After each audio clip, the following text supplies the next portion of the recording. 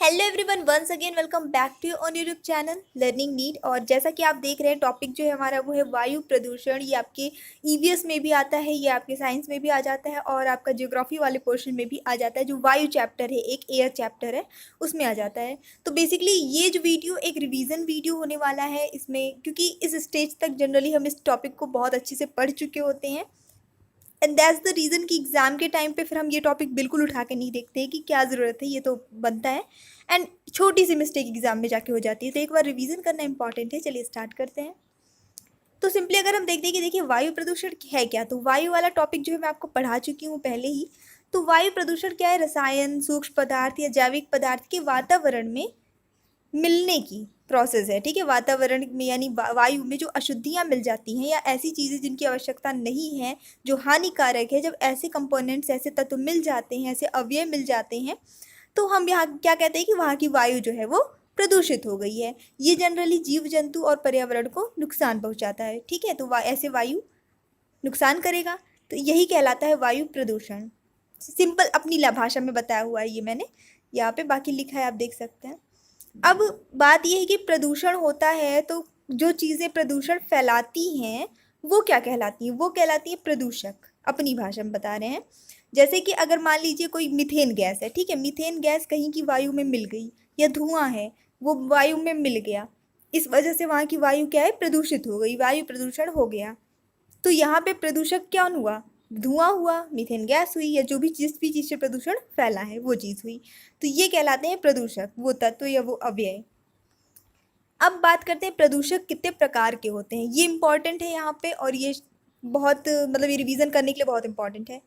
तो प्रदूषक जो है वो जनरली ने दो कैटेगरी में डिवाइड किया जाता है, एक प्राथमिक और प्रदूषक और द्वितीयक प्रदूषक।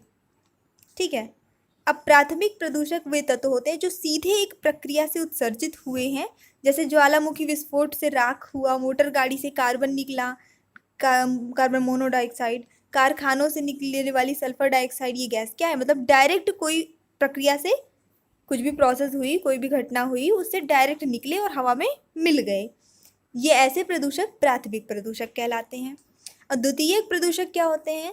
ये सीधे उत्सर्जित नहीं होते हैं, लेकिन जब प्राथमिक प्रदूषक आपस में क्रिया या प्रतिक्रिया करते हैं तब वे वायु में बनते हैं। फॉर एग्जाम्पल क्या है कि कोई भी एक गैस है या कोई भी चीज़ है, वो उत्सर्जित हुई कहीं से, किसी क्रिया से, किसी भी वजह से उत्सर्जित हुई और हवा में गई। हवा में उसको और भी कुछ गैसें मिली, उससे उसने कुछ प्रोसेस की, क्रिया की, और कुछ एक और नई चीज़ बन गया है ना, एक और नया प्रोडक्ट बन गया जो कि हानिकारक है और वायु में मिल गया।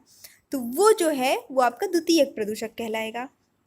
अब कुछ प्रदूषक जो होते हैं, प्राथमिक और द्वितीयक दोनों हो सकते हैं। ठीक है, यानी वे सीधे भी उत्सर्जित हो जाते हैं, कभी कभी सीधे हो जाते हैं और कभी कभी दूसरे प्राथमिक प्रदूषकों से बन भी जाते हैं। ठीक है, तो सिंपली से क्वेश्चन बेसिकली यही बनता है कि प्रदूषक जो है वो कितने टाइप के होते हैं, तो दो प्रकार के होते हैं। अब इसको थोड़ा सा, वायु के प्रमुख प्रदूषक कौन कौन से हैं, तो ये एक नाम, एक राउंड देख लीजिए एक नज़र। सल्फर डाइऑक्साइड है, नाइट्रोजन ऑक्साइड है, कार्बन मोनोऑक्साइड है, सबसे इम्पॉर्टेंट है ये। सॉलिड पार्टिकुलेट मटेरियल है, पार्टिकुलेट मटेरियल, लौह के कण हैं, ओजोन है, कार्बन डाइऑक्साइड है, हाइड्रोकार्बन्स हैं, हाइड्रोकार्बन्स भी कई होते हैं, मीथेन है, कुछ धातुएं भी हैं। ठीक है, विकिरण है। तो ये सारी चीज़ें होती हैं जिनकी वजह से वायु में प्रदूषण हो सकता है। सिर्फ रिवीजन वीडियो है, एक्सप्लेन करने की यहाँ पे ज़्यादा ज़रूरत नहीं है। और आपके लिए भी इसमें एक वर्क है, लास्ट में एक क्वेश्चन है जो सबको अपने अपने आंसर उसके देने हैं, है ना। वायु प्रदूषण के स्रोत क्या है भाई? वायु प्रदूषण होता कैसे है? बेसिकली दो, इसकी भी दो कैटेगरी है। एक तो है प्राकृतिक स्रोत, प्राकृतिक स्रोत से होता है, और कुछ है मानवीय कारण। ठीक है, तो मेनली इसको मेनली क्या है, दो कैटेगरी में डिवाइड किया गया है। अभी हम प्राकृतिक स्रोत देख लेते हैं जल्दी से। फास्ट तो नहीं हो रहा है क्योंकि रिवीजन वीडियो है और ये बेसिक टॉपिक है, इसलिए मैं आपका टाइम ज़्यादा इसमें वेस्ट नहीं कर रही हूँ। प्रकृति में जो भी स्रोत होते हैं जो वायुमंडल को दूषित करते हैं, यानी कि नेचर में है, प्राकृतिक रूप से हैं, वो सारे प्राकृतिक स्रोत कहलाते हैं। जैसे भाई ज्वालामुखी फटी, जो प्रदूषण हुआ, जैविक अपशिष्ट जो हुए, ठीक है, ये सारी चीज़ें जो हैं वो क्या हुआ? वो प्राकृतिक स्रोत है, क्योंकि प्रकृति से आई हैं वो। प्रकृति से कोई चीज़ उत्सर्जित होकर वायु में मिली है, वायुमंडल को दूषित कर रही है। एग्जाम्पल, दलदली क्षेत्रों में जैविक पदार्थों के सड़ने के कारण मीथेन गैस वायुमंडल को दूषित करती है। अब ये तो एक प्राकृतिक प्रक्रिया हो गई, तो ये प्राकृतिक स्रोत हो गए। दावाग्नि, अब वन में आग लगी, कहीं पे आग लग गई तो धुआं जल हुआ, राख हुई, इससे वायु प्रदूषित हुआ, तो ये भी एक प्राकृतिक क्रिया हो गई। तो ये इस तरह से सिंपल अपनी भाषा में बता रही हूँ कि जो भी प्राकृतिक स्रोत से होने वाला वायु प्रदूषण जो होता है वो नेचुरली होता है, और ये प्राकृतिक स्रोत के अंतर्गत आ जाएंगे, जैसे ज्वालामुखी का फटना, वनों में आग लगना, जैविक पदार्थों का जलना, ये सारी चीज़ें। अब जो मेन है इम्पॉर्टेंट एग्जाम के लिए वो है मानवीय स्रोत। मानव बहुत सारी, क्योंकि हम लोग बहुत आगे बढ़ रहे हैं, प्रोग्रेस कर रहे हैं, साइंस बहुत आगे चल रहा है, तो हम भी क्या है कि ऐसी ऐसी कुछ एक्टिविटी मानव करता रहता है कि जिससे वायु प्रदूषण बढ़ता जा रहा है। कुछ स्रोत देख लीजिए, जैसे वनों का विनाश कर रहे हैं, वन काट रहे हैं, तो भाई जब पेड़ नहीं होंगे तो जाहिर सी बात है कि शुद्ध हवा की कमी तो होगी। साइकिल जो है आपका ऑक्सीजन कार्बन डाइऑक्साइड का, वो डिस्टर्ब हो जाएगा, है ना।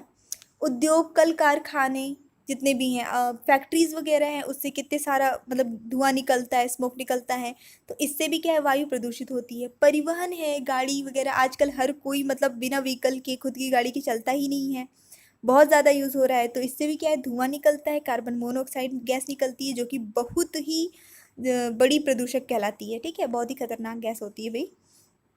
घरेलू कार्य से, अब घरेलू कार्य से कैसे होता है भाई, तो देखिए यहाँ पर अब तो ठीक है, गैस यूज़ होती है, एलपीजी यूज़ होती है, लेकिन अभी भी घर के काम में जैसे कोई जलाते हैं, चूल्हा वगैरह जलाते हैं, चिमनी जलाते हैं, अब चिमनी का ज़माना नहीं है, बट हाँ हम वो एग्ज़ाम में आता है, हम उसको एग्जाम्पल दे सकते हैं, या फिर कचड़े जलाते हैं, इस तरह की जो प्रोसेस करते हैं उससे भी क्या है, प्रदूषण होता है।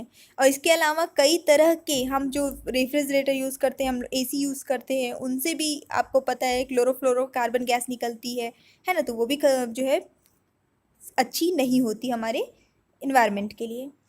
ताप विद्युत ग्रह, जो थर्मल पावर स्टेशंस होते हैं, उनसे, उनके कारण भी वायु प्रदूषित होती है। कृषि कार्य कई तरह के हैं जिनसे वायु प्रदूषित होती है, जैसे कचरा है, सड़ रहा है, तो उससे मीथेन गैस बनेगी, ठीक है। जलाएंगे कोई चीज़ तो उससे धुआं निकलेगा। खनन है, माइनिंग है, तो उसके भी डस्ट पार्टिकल्स, या जो जहाँ पे भी खदान होती है वहाँ पे इतना डस्ट पार्टिकल्स निकलता है कि वहाँ सांस लेना, वहाँ काम करने वालों के लिए सांस लेना मुश्किल हो जाता है, वो तरह तरह की बीमारियों से जूझते रहते हैं।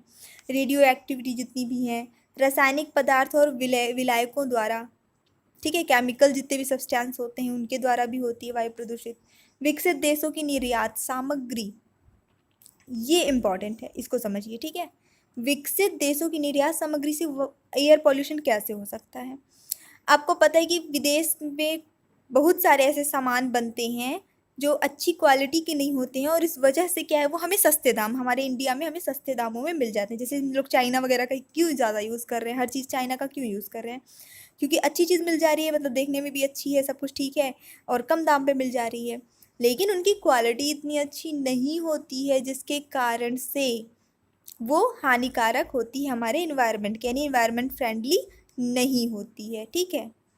इसके अतिरिक्त निर्माण कार्य हो गए, आग्नेय अस्त्रों के प्रयोग हो गए, जैसे कि बॉम्ब वगैरह यूज़ करते हैं, ठीक है, आतिशबाजी हो गई, तो ये सारे भी कारण हो सकते हैं वायु प्रदूषण के। अब जो है कि वायु प्रदूषण से कैसे बचे, तो इसके लिए मैंने कोई नोट्स प्रिपेयर नहीं किए हैं, क्योंकि इसका आंसर आपको देना है कमेंट बॉक्स में। आपको क्या लगता है कि हम कैसे, क्योंकि इसके बहुत सारे टॉपिक्स हो सकते हैं, बहुत सारे पॉइंट इसमें थे, और सब बेसिक पॉइंट है जो हमें पता है, हम सबको पता है, तो आप, ये आपके रिवीजन के लिए है, आप खुद रिकॉल करिए कि आपको कितने पॉइंट्स याद हैं, और कमेंट करके बताइए कि हम वायु प्रदूषण से कैसे बच सकते हैं, और ये आपको अपने से आंसर देना है। सो अगर वीडियो समझ में आ गया हो तो फटाफट से लाइक करिए, कमेंट करके इसका आंसर ज़रूर दीजिए, जितना आप दे सकते हैं, जितने पॉइंट्स आप बता सकते हैं। चैनल सब्सक्राइब नहीं किया तो प्लीज़ सब्सक्राइब करके बेल नोटिफिकेशन ऑन कर दीजिए। So thanks for watching, keep studying and bye bye.